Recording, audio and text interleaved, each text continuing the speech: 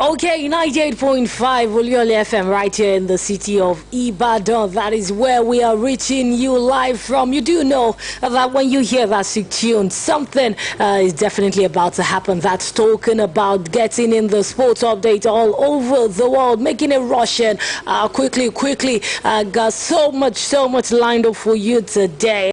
I know so many people always ask this question. What exactly is happening in the world of sports? I mean, COVID-19 out there still rampaging, that pandemic, but I kind of show you, as far as the world of sports is concerned, it doesn't look like we are on a break at all, because every blessed minute the news keep trickling in. There are always developments from every corner of the world, and this development, these are the reason, this is especially the reason why we are always definitely here to serve you. All of this making the rounds. It's a beautiful Sunday afternoon right here in the city of Ibadan. I can assure you the sun is shining. The day is definitely looking bright and beautiful as usual. Wherever you're listening to us from, I hope the case is the same right there. For those listening to us online, www.bcs.tv/listen. Listen to us also on Facebook, on Twitter, on Instagram. We are saying a huge welcome to the show this afternoon. It promises to be interesting. Promises to be exciting. And you also know when you have the First Lady sitting down right here with you, there's a whole lot to calm down. My name is Mary Akinshola. I won't be doing this alone. I have in the house with me, just like last Sunday where we had an all-girls thing. It's also going to be an all-girls thing this afternoon. Atinuke is in the house this afternoon. Atinuke, good afternoon. Welcome to the show. Good afternoon, Mary. Good afternoon, listeners. It's nice to be here once again. Okay, definitely nice to be here once again. Talk about this week. Atinuke, how was it? How did you get past another week without sports, and all of that? Day 24. Day 24? Yeah.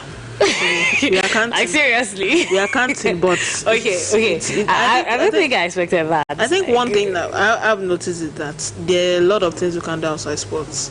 I think let me say it from my hunger. I didn't think there was a lot of things I could do outside sports and just live my life. But I think this break or whatever I want to call it has really given me an opportunity to do a lot of things I won't find myself doing before.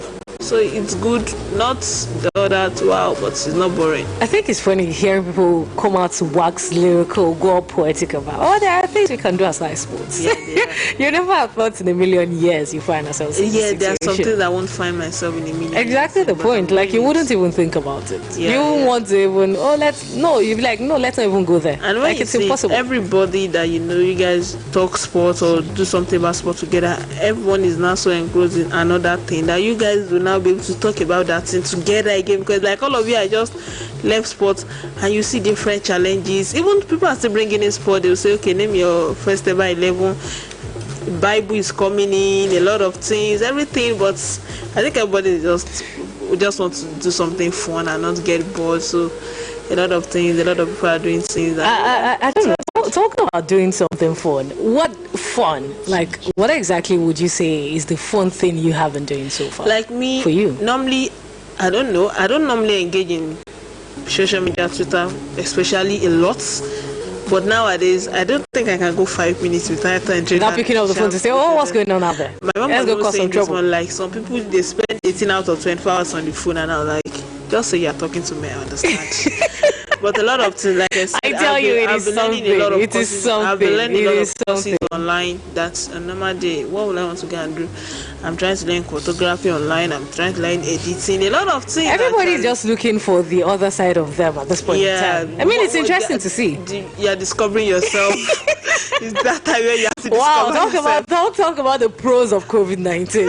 It's another opportunity for you to discover yourself. Yeah, you got to discover yourself. Which is totally important also.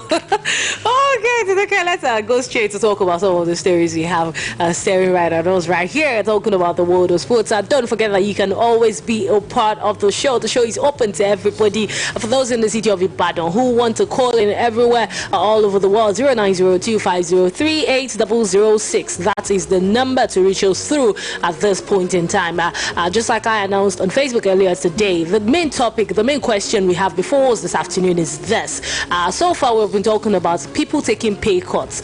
Pay cuts at the moment, we find ourselves in a situation whereby some clubs in England are saying, oh, we don't want our players to take pay cuts. You people say you impose tax on us. Fine, we'll pay the tax. We'll not take pay cuts. Now, don't forget that if they take pay cuts, there are some. It's going to go across board. Everybody will be concerned. But if they say tax cuts, now tax cuts might be different because don't forget tax is according to how much you earn. So at the end of the day, tax cuts will definitely hit everyone differently. So the big question here is: do you think they should be taking pay cuts in the English Premier League, or they should be open to having heavier tax now imposed on them?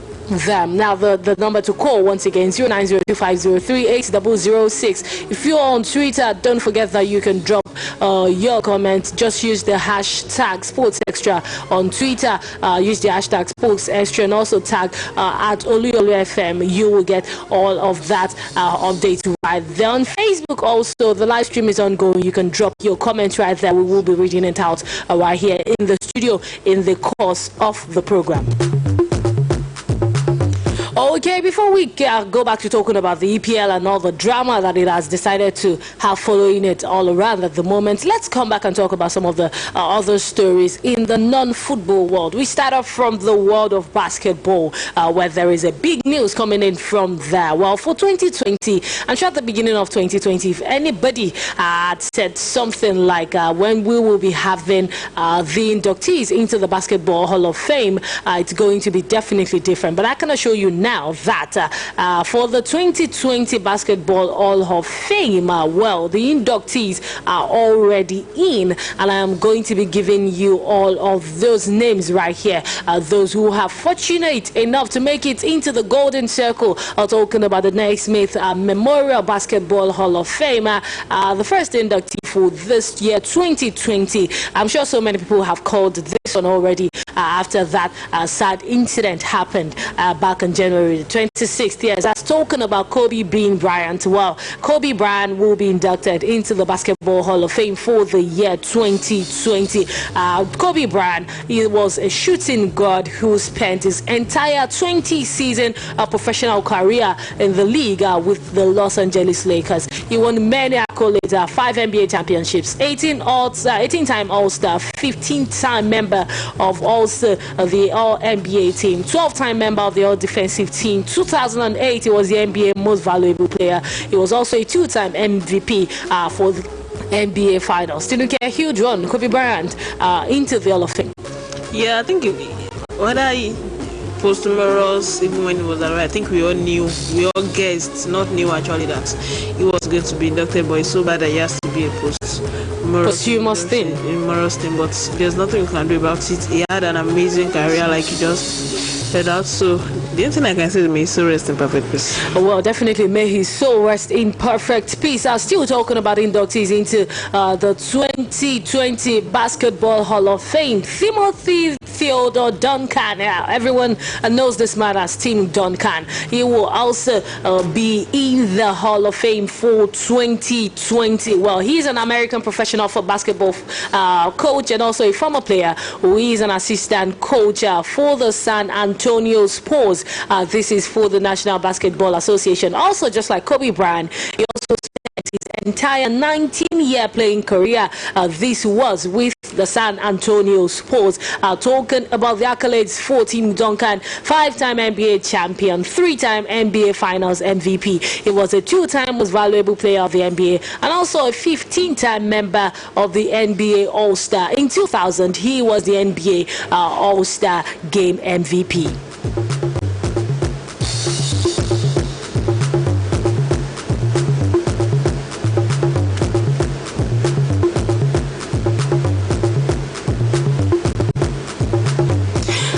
Still talking about the finally, accolades for the 2020 Basketball Hall of Fame. Well, also, there's one man who has also found his way into the Hall of Fame for 2020. That's talking about Kevin Garnett. So many people remember Kevin Garnett from the days of Boston Celtics. Well, this is one man who played 21 seasons in the NBA. He's well known for his intensity, his defensive ability, and also his versatility. Garnett is considered as one of the greatest power forwards of all time. He is one of four NBA players to win the most valuable player and also the defensive player of the year awards. Talking about accolades for Kevin Garnett, he was part of the NBA team that was champion back in 2008. Well, he was also the NBA's most valuable player in 2004 for 15 times. Kevin Garnett was an NBA All-Star, and also he was the All-Star Game MVP that was back in 2003. Talking about his career history, in 1995 till 2007, Kevin Garnett was with the Minnesota Timberwolves. In 2007, he moved straight to the Boston Celtics, where he achieved most of the highlights of his career. He was at Boston Celtics down till 2013, and in 2013, he moved straight to the Brooklyn Nets, where he spent 2 years. Moved out in 2015 to go back to the place where he started from. That's talking about Minnesota Timberwolves before he bowed out of the NBA back in 2016.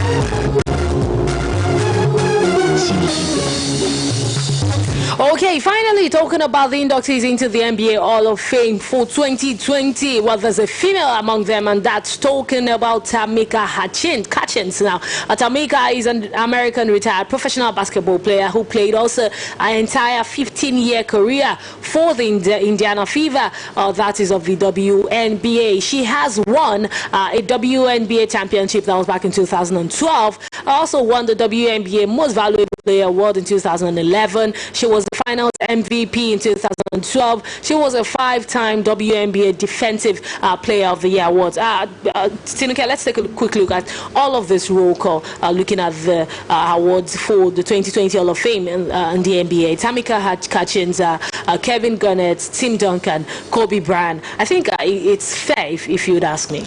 Yeah, I think it's fair because I personally, I think I watched a lot of Kobe Bryant and Tim Duncan, because I think I remember Tim Duncan with Tony Parker then at San Antonio Spurs, and they were the man of that team, and they were the one carrying that team under Popovich. So I think those teams actually, I don't really watch women basketball, so but looking, I think I went to check her profiles today after I saw the list, and I'm like, okay, she deserves to be here. So I think it's a good list for me. Okay, definitely a good list also, if you'd ask me. Moving straight away from talking about that, now let's go straight to some Olympic stories. News coming in from the Olympic Circle this time. They are saying the new Olympic qualification deadline has been extended till the 29th of June 2021. This is according to the International Olympic Committee. They have revised the qualification deadline for the 2020 Tokyo Olympics, and it has been postponed until 2021. In the new qualification system principles, they said that qualification would end on June 29, and that is exactly a week before the final entry deadline of June 5th, which is 18 days before the Olympics are due to open on July the 23rd. For those asking who are the Nigerians that have made it into the Olympics already, don't forget that Ese Brume has already made her way to the Olympics. Also Divine Odudu, Raymond Ekewo, and also Toby Amuson.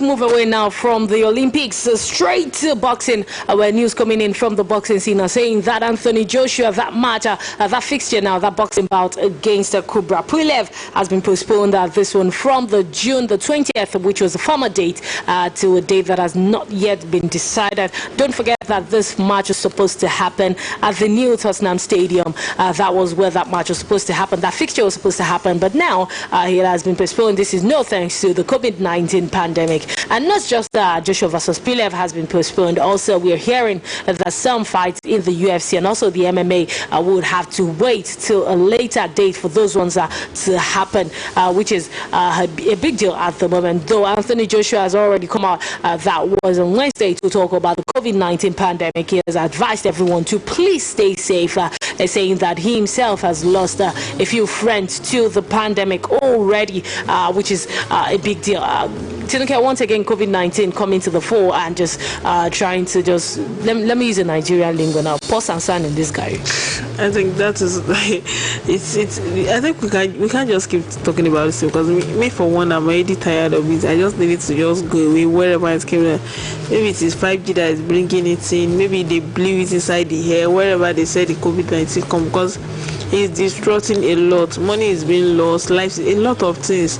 Now look at this. The fight that we thought, Anthony Joshua will win, they will start talking about Tyson Fury. Still talking about that Tyson Fury fight now. Tyson, I was listening on, I think that was on Saturday, where Eddie Hearn said that since this Tyson Fury and Deontay Wilder is on hold at the moment, probably he will be looking a way to get a stay on that fight to have Anthony Joshua fight Tyson Fury, which is really weird for somebody like Eddie Hearn to say, because you never know Eddie Hearn to be someone who wants to push his fighter out there. No. So some people are saying that probably he's just saving face, since he knows COVID-19, nobody's actually going to be serious about it. So he just wants to say it and say it just for saying sake.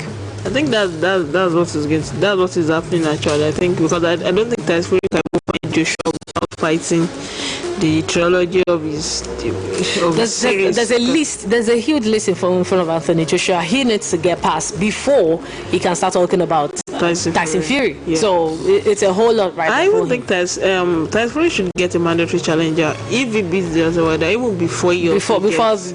I think what's this guy with White, or what's his name? That's Dylan White. Yeah, it's in the mix. So there's a whole lot. If COVID-19 goes, we'll come back and talk about it. That's like the addendum to everything. If COVID-19 goes, when COVID-19 goes, and all of that. Okay, straight away from there to Formula One, where Nico Rosberg, 2016 champion, he has come out to say that he believes that if they have a shorter F1 season, Max Verstappen will end up as winner of the Formula One season. Now, I'm still trying to understand the rationale behind saying shorter season. I think that's just taking a jab at Hamilton.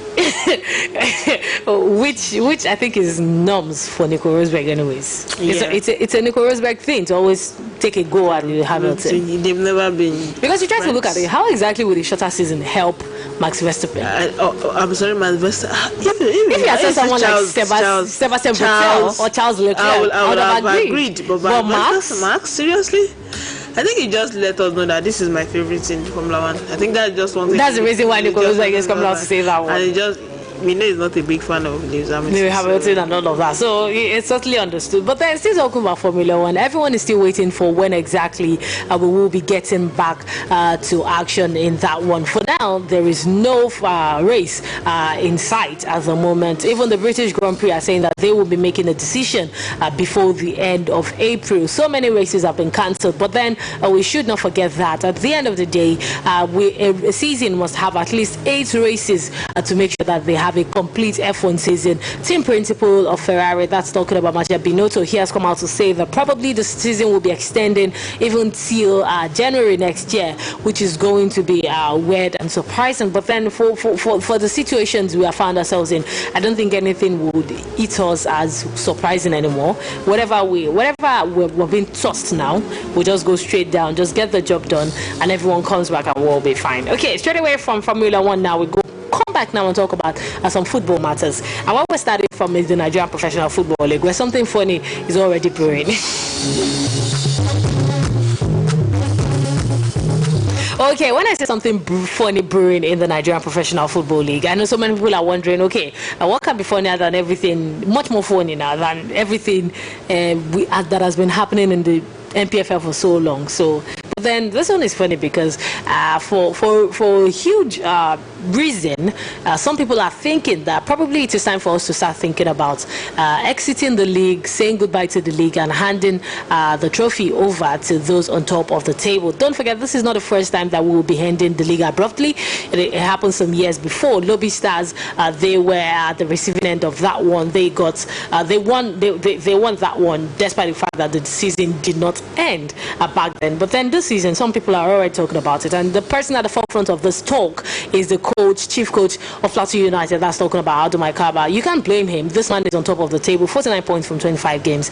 It's huge for him, so I think he has all of the bragging rights right now to say you can give us the title. But the person right at this back that's talking about second place, Rivers United, Stanley Eguma, their chief coach, is saying no way, it's going to be a terrible idea to give Plateau United the trophy at this point in time. Okay, why would anyone even think that let's just hand Plateau United the trophy? I don't understand what whoever brought about that idea is thinking about. I don't understand, because even if the top leagues in the world are not even thinking about it, even though we are just hearing here and there, but how can you be thinking of giving the league to? Because seriously, it's too early. You don't know what is good.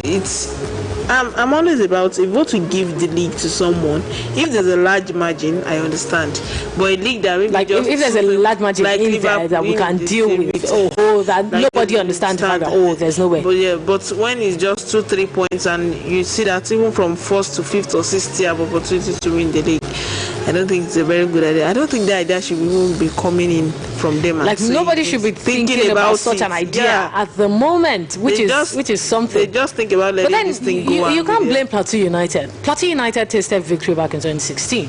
I think for me, end the league, draw the league, finish the league, wherever, I think they will be champions. For me, I believe they would be champions, but I think they would want to do it deservedly and play out all their minds and say, yes, we deserve to be champions. Because we were given the league. Even up until now, you see that stigma of, they did not deserve to be the champion, it still hangs over Lobby Stars. Yeah. Whenever people get into the conversation to talk about that year, Lobby Stars come out to say, we won that year, and everyone is telling them, no, you did not win, because we didn't finish the season. Now, once again, it looks like we're going towards that path. But then, at the end of the day, before we can say matches should resume, now we have to make sure that what we are fighting, talking about the coronavirus pandemic, has actually been stamped out totally, and everybody is safe. But then, are we really sure that we can have safe conditions in Nigeria to say, let's go back to football? I think one thing that we just said, that Nigerians is not as much as other countries. It's not that, because when you look at it, it's getting much each day. Like we were 100 like 2-3 days ago. Now we have doubled the amount in less than a week. And when people don't eat the instruction, it continues like that. But at the same time, I just think if there is a cure, which I'm hoping for. Because I think everyone is hoping for a cure. So I think I hope we can. And it's good that people are being discharged, they are getting cured of it, even though there's not a permanent cure for it. And some there's been some relapse from some people. But at the end of the day, I think we can. We just hope that it's sooner than later.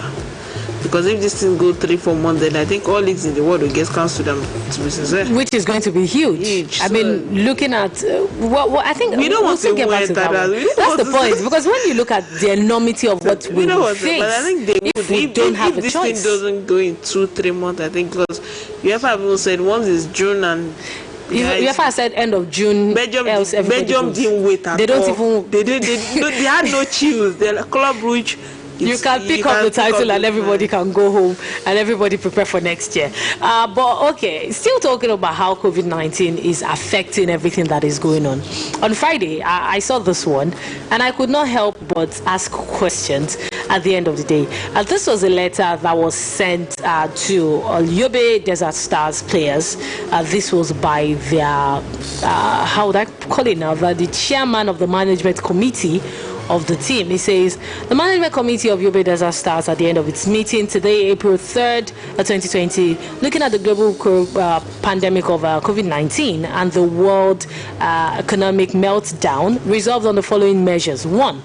Players and the technical crew of the main team are to receive 25% of their monthly allowance, while feeder and under 15 teams are to receive 50% of their monthly allowance. With this development, the management regretted inconveniences this reduction may cause and expect a maximum cooperation and understanding. I think, fine, COVID-19 is out there. It's a big deal. Yeah. It is huge. All over the world, people are taking pay cuts.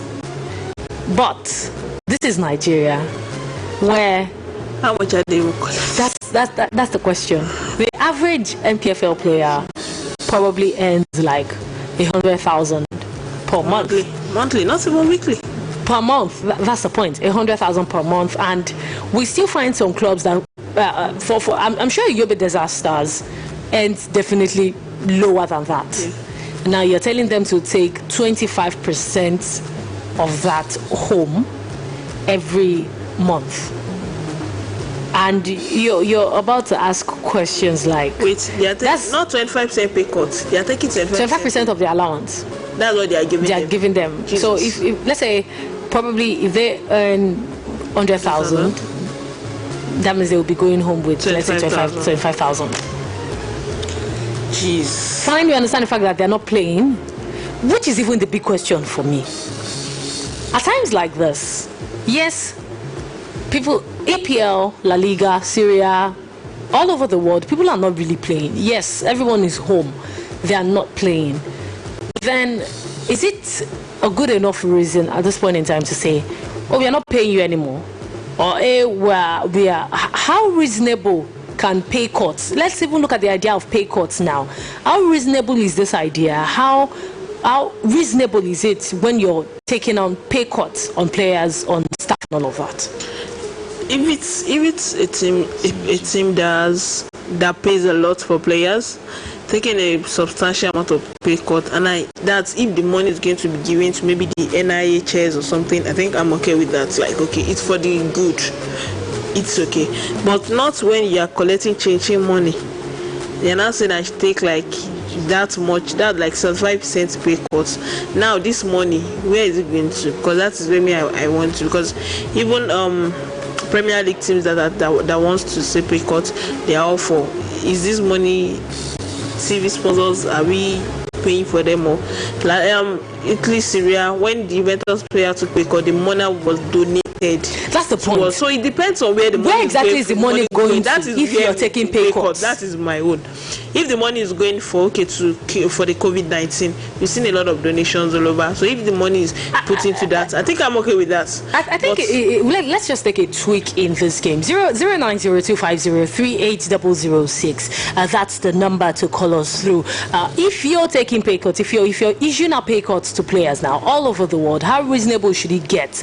Are you going to say, oh, you're taking 10% or 20% or something like that? And also, is there a place of you asking the players, what do you want? Let's talk about it, because I'm sure before they came out with this thing, they never mentioned in this place that they had the discussion with the players. No, they said it's from the management committee of the club. So it was just they that sat down together and said, oh, we are giving you 25% for this year. For looking forward. It's not even a thing of, oh, for the rest of this period or that period. They say looking forward. So probably even if COVID-19 leaves, they will still hang under the umbrella of COVID-19, since you're in Nigeria anyways. They'll still hang under the umbrella of COVID-19 and say, oh, we are still recovering from COVID-19, and still keep paying them 25%. And now we're beginning to ask the question, is this not the time for the LMC to rise up and say something? I think they need to, because even on Twitter 2-3 days ago, a lot of people were clamoring for MPFL players to take pay cut also, and people were like, how much are this guy getting? That is, for Nigeria, it's all about how much is their salary. I think one of the clubs that play a lot has to be Aqua United, who pays 700, 800. They can afford that actually, but a lot of these players actually, the average has to be within 100, 200. So if they are taking pay cuts, I think for even if those Premier League MPFL players, if you want them to take pay cuts, maybe like 5-10%. They can't afford to take 30%. That's much because 30% is huge, a huge pay cut to take. Yeah, but then that's the point. Now, behind Nigeria, you're telling people to take 75%. That's if I'm correct. If you remove 100 from 25, you get 75. Wow. So that means you're telling people to take 75% pay cuts here. Even on a normal day, without COVID-19, that you spend extra money, 25,000 is not enough to live on. On a normal day in Nigeria's salary, 25,000 is not enough to live. You know, we say with ourselves. Tinuke, before we even say 25,000, I'm saying there are some clubs that don't even pay up to 100. So we're talking about, we're trying to round up the number there. I think it's a big deal. 090-250-380006 right there, or 08055-009-850. That's a number to call in through. If we are talking pay cuts, now how should pay cuts go? All over the world, even should the players also be involved in talking about pay cuts at the moment? Well, let's move away from there and go straight to Bayern Munich now. We're talking about the Bundesliga, the German Bundesliga, where Bayern Munich have decided to give the job to Hansi Flick till 2023. Tinuke, would you say this is an hasty decision on the part of Bayern Munich? I think it is. I know he has been fair since he came in actually, but I think for me, I think maybe they wanted to wait to the end of the season, but they were like, when do we even know we are going to finish the season? I think maybe that's what make them. But as a Flick, it's a very. I hope it does not go and pull a gunner on them actually. At the end of the day, yeah. But then you can't take away anything from what Hansi Flick has done so far. That's also huge. It won 13 straight, sister. It took them from fourth. A whole lot of people thought, oh, this is the season for Leipzig. Everyone was saying, oh, this is a season where we'll find something from Dortmund. Somebody else comes in to take it away from Bayern Munich. But there's some way, somehow. It took over the reins from Niko Kovac. And then Bayern Munich have found themselves on the top of the table once more. They're looking good for the Bundesliga this season. They're also looking good in the Champions League. So you can't take that away. But then for 2023, I think that's a big deal. Yeah, that is where the problem lies. 4 years. 4 years, 2023. It's where the problem lies for me. And Bayern Munich, I want him like they don't have patience manager at all. If you go 6 months and you're ready to and something happens, you're going. Like it's as simple as that. Even when Pep Guardiola was winning the league for them, as far as they didn't get that Champions League, it was. So I think 4 years, too early a decision, but I hope it pays off actually. Even a lot of people were against it. They were like, how can you just quickly appoint him on it? 4 years deal is huge. It's like a big thing for that kind of manager. That's the problem. You would say he's relatively not too tested. Yeah, a lot of people don't even know. When you even till today, because when we talk about Ramsey and I call people like, who is that? A lot of people even still know him as, if they would know him, they would know him as probably the assistant to Joachim Löw. That's like the only accolade he has to his name. Yeah. But let's not take anything away from him. We found managers who were relatively unknown, and they burst onto the scene and they got the job done. I think before, I think that was Di Matteo took Chelsea to the Champions League win. He was relatively unknown, though he did not get the job afterwards. And I'm sure so many people are still saying it's one of those huge mistakes Chelsea have made in a while. So I think there's still some great areas right there that we need to definitely take a look at. Okay, moving straight away from talking about Bayern Munich now down to FIFA. FIFA president, that's talking about Gianni Infantino. He has come out to say that, in his opinion, everyone should let football be for now. And they should focus on the most important thing, which is getting back to sound health. That's the big deal for him at the moment. I think we have one caller. We have somebody calling us now. Hello, good afternoon. Welcome to the show.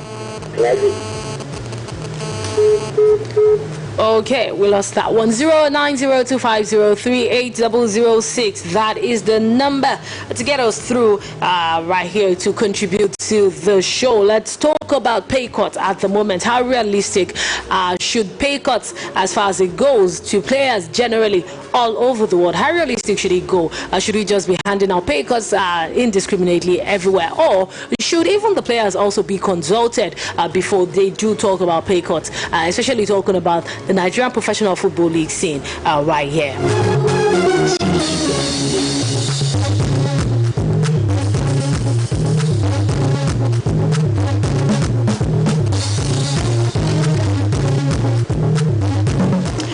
Okay, straight away from there now, let's go down to the English Premier League, where we will be spending the rest of the time we have left on the show today. Okay, I have some comments right here on Facebook. We will be getting to talk about them very, very soon.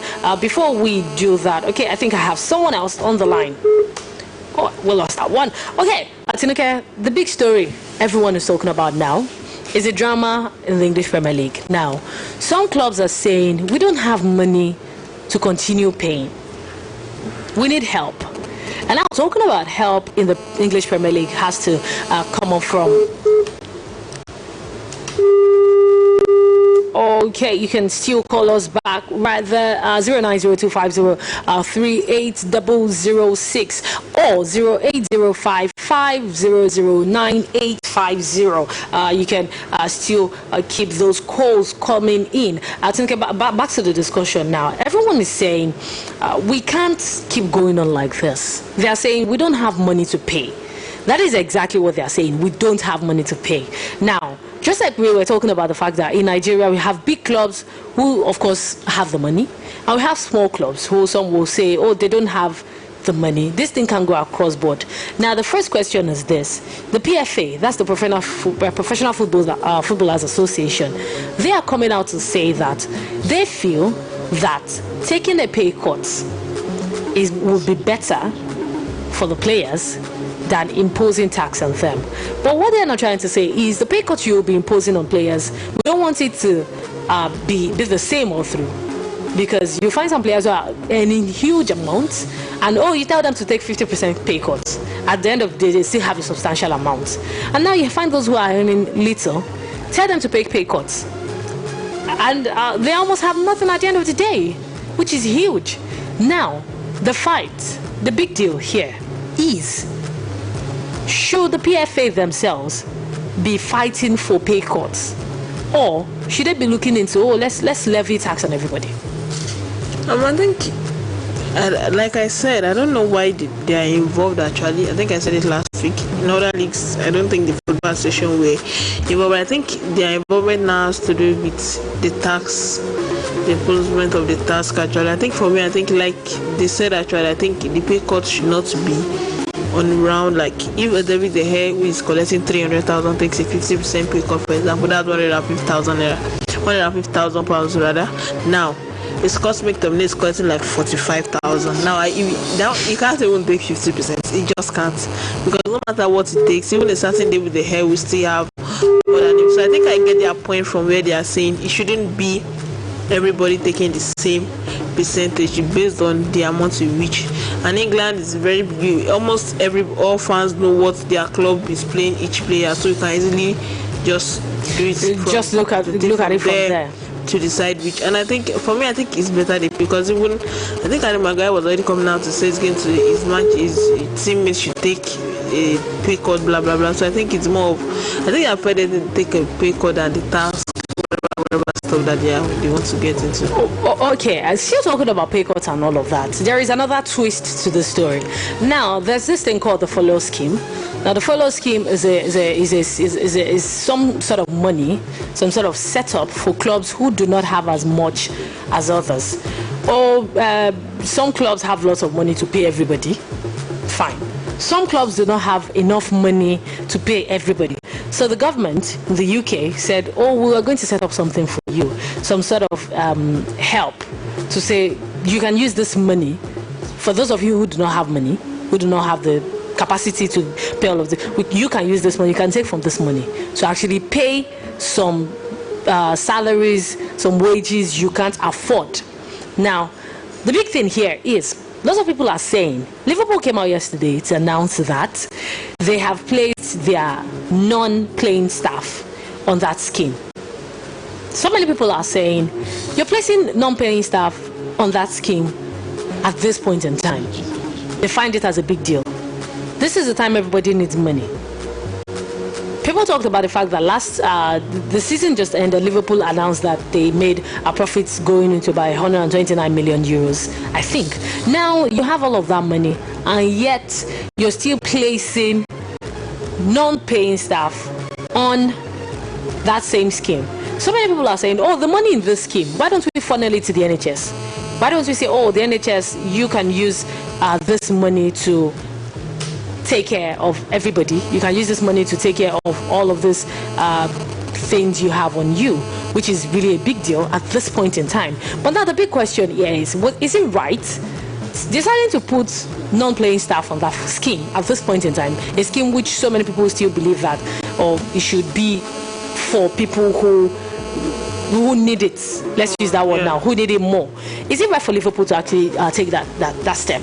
I think it's not actually, because I think they are one of the top clubs in England who can afford to pay both the playing and non-playing staffs whatever is happening. But I think when you look at it, these non-playing staff are collecting chin money. They are not collecting that much. Now you're not placing them on that scheme when you can afford it actually. And that's the point. So many people are saying Liverpool can afford it. Liverpool are saying they cannot afford it. Come on, seriously, they can afford it. They can. I can say it everywhere. I think they can afford it. They just want to keep their money. Or I don't understand what they want to do. But I think it's unfair on the staffs actually for me to put them on that scheme actually. But it is what it is. There's more to it than they are letting us know if they are saying they can't afford it. I mean, Liverpool is not the only team that has put its players on that scheme now. It's not playing staff on that scheme. I think Tottenham did the same. Newcastle did the same. Spurs also. Newcastle did the same. Tottenham Hotspur did the same. And I think some of the clubs also, about 4 clubs now, have put their non-playing staff on that scheme. And people are saying, you people should take that money and take it where it is needed, where in their opinion should be for the NHS, for those who actually need the money at this point in time. Liverpool are still insisting anyways that they do not have the money. The PFA are coming out to say that we're going to invest in all of these pay cuts and everybody is going to take at least a reasonable amount of money at the end of the day. As far as also the Premier League is concerned, yesterday the Premier League came out to tell players that if we do not come back and finish this season, we are going to be sued for about 762 million euros. I think that's in broadcast money. And so many people are saying this is the big reason, the most important reason why the Premier League feels that they must complete the season. How do you think the Premier League should go about this issue? I think that money is huge. I think for me, I think they would finish that season. They don't mind playing it behind closed doors. Football is a contact sport. Would you advise them to play behind closed doors?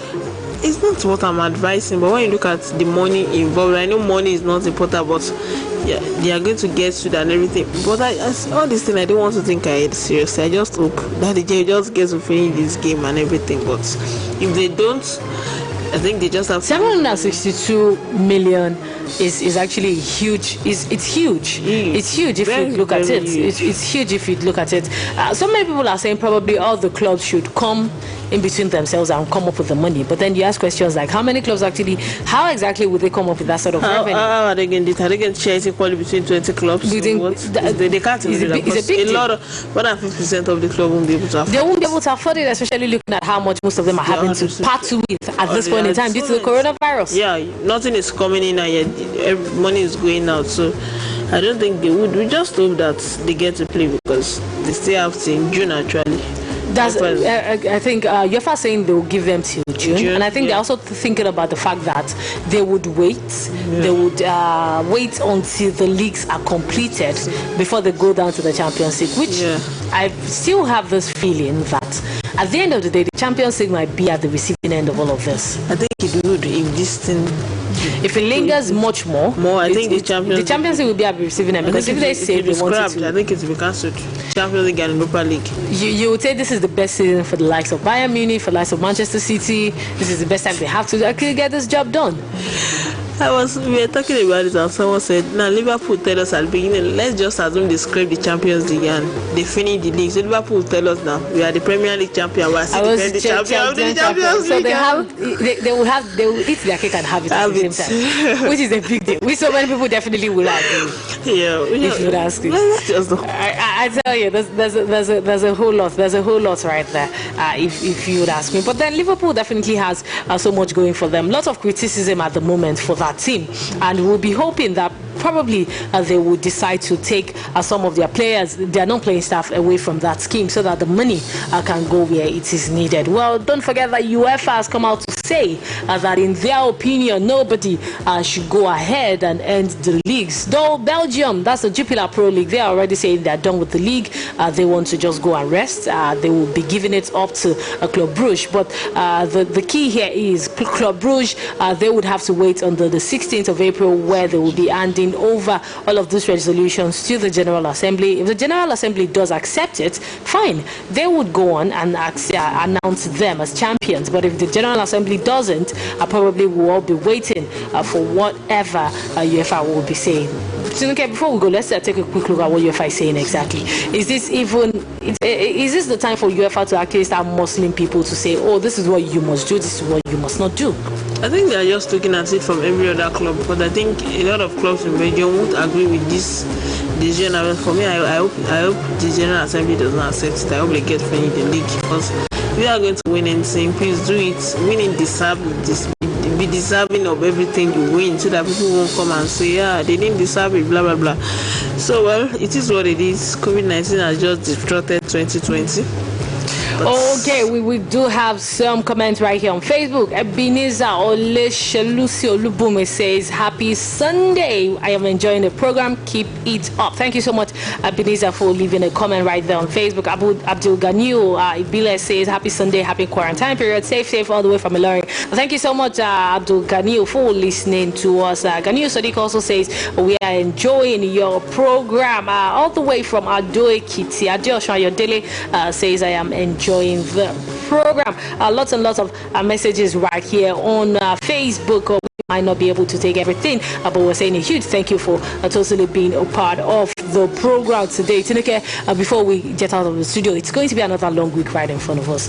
How do we navigate another 7 days without sports? Another 7 long days. We keep on discovering ourselves. You know, someone said something earlier today. Says every day looks like the weekend. Yeah. So you wake up in the morning, it looks like the weekend. You don't even remember what day it is actually. It's just, I think we just keep, because one thing I've been doing is I've been watching a lot of old videos of soccer. I've been engaging myself in a lot of football quiz. You can't exactly. You can't even take that away from the whole thing. Soccer Manager, where I'm playing game online. A lot of you can learn, and at the end of the day, probably you just get into one school, get a course, and then manage wiki tourist. I said wiki tourist intentionally. What? You can't no, the present coach of wiki tourist is an FPFL winning coach. Don't forget, Usman Abdallah coming in for the email. So which is a big deal. So you should be happy. It's a compliment. Oh yeah, it's really a compliment. And I'm sure everyone is okay. Special thank you to my assistant and also everyone who was a part of production today. Don't forget, coronavirus COVID-19, it is out there. It is real. Numbers are going up every day, and every day we still keep saying the same thing. All the guidelines that have been laid us down by the government, make sure that you follow them. Wash your hands as many times as possible with soap and running water. If you can't find that, make sure you use an alcohol-based sanitizer. Alcohol-based sanitizer, that's our key. If you feel like coughing to your elbow, don't cough in the faces of people. Your face, your nose, your mouth, do not touch it with your hand. Stay 3 feet away from people. Social distancing, very important at this point in time. If you feel sick at any point in time, why don't you stay home, self-isolate for 14 days. If you feel you're getting worse, call the necessary numbers so that somebody can quickly attend to you. Let's be safe at this point in time. Just like I always say, how we get out of coronavirus, how we get out of this pandemic, it's not just about how we make sure that we fix it up. It's also about how our neighbors do. So I am responsible for your well-being. You're also responsible for my well-being. So let's just quickly keep it that way. Tinuke, thank you so much for being a part of the show. Thank you for having me. Tomorrow morning, 7:30, Boluwaji Ogumala will be here always and always. Don't forget to keep supporting sports. My name is Mary Akinshola. Bye for now.